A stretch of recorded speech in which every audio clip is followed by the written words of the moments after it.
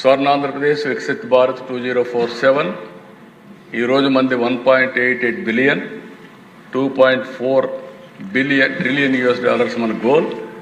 GSTP $3,148 $42,000 కావాలని last year 12.02 ఆవరేజ్న CAGR 15 సాధించాలని. మనకు అబండెంట్ నేచురల్ రిసోర్సెస్ ఉన్నాయి, జాగ్రఫిక్ అడ్వాంటేజ్ ఉంది, సీ కోస్ట్ అడ్వాంటేజ్ ఉంది, స్ట్రాంగ్ డెమోగ్రఫిక్ డివిడెంట్ ఉంది, బ్యాలెన్స్ రీజనల్ డెవలప్మెంట్ పొటెన్షియల్ ఉంది, టెక్నాలజీ అడ్వాంటేజ్ తెలుగు వాళ్ళు అందిపుచ్చుకున్నారు, ఇన్స్టిట్యూషన్ రెడీనెస్, గవర్నెన్స్ డెప్త్, ఇవన్నీ కూడా మనం చూసుకుంటే 5 సంవత్సరాలు 2 విషయాలు మనం గుర్తుపెట్టుకోవాలి. విభజన, దానివల్ల స్ట్రక్చరల్ ఇంబ్యాలెన్స్ వచ్చాయి.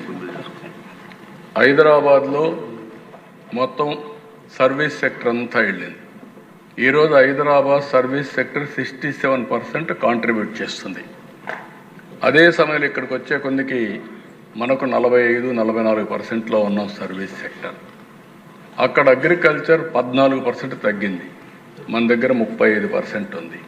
దీనివల్ల నష్టం ఒకసారి చూస్తే మొత్తం మనకు వచ్చే ఆదాయం జిఎస్టిపిలో అక్కడ 9.3% వస్తే మనకు 6.12% వస్తుంది. 3% 3.3% డిఫరెన్స్ ఉంది. అయితే మనం కుంగిపోలేదు, మనం రిఫార్మ్ తీసుకొచ్చి ఎక్కడికక్కడ ముందుకు పోయాం. 5 సంవత్సరాల్లో 13.5% మనం పెంచుకోగలిగాం. ఆ స్పీడ్లో కానీ పెరుగుంటే ఈరోజు 7 లక్షల కోట్ల రూపాయలు జిఎస్టిపి అదనంగా వచ్చేది. దగ్గర రాష్ట్రానికి ఆదాయం 60-70 వేల కోట్ల రూపాయలు అదనంగా వచ్చేది. ఈ 2 వస్తే ఇప్పుడు మనం ఈజీగా సూపర్ 6 కానీ అన్ని ఇచ్చేవాళ్ళం.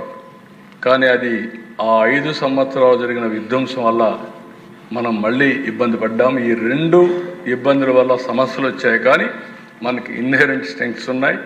అన్ని పూల్ చేసుకుంటా ముందుకు పోతామని చెప్పి కూడా నేను మీకు తెలియజేస్తున్నాను.